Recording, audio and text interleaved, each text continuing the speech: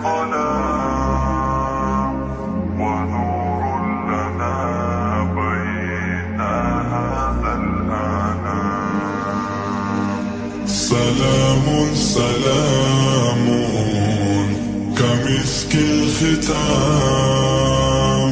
عليكم أحاي بابانا يا كرام، ومن ذكرهم أنسنا في الظلام ونور لنا بين هذا الأنام.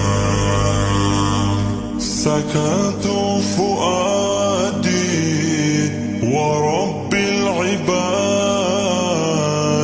وأنتم منائي وأقصى المراد، فهل تسعدون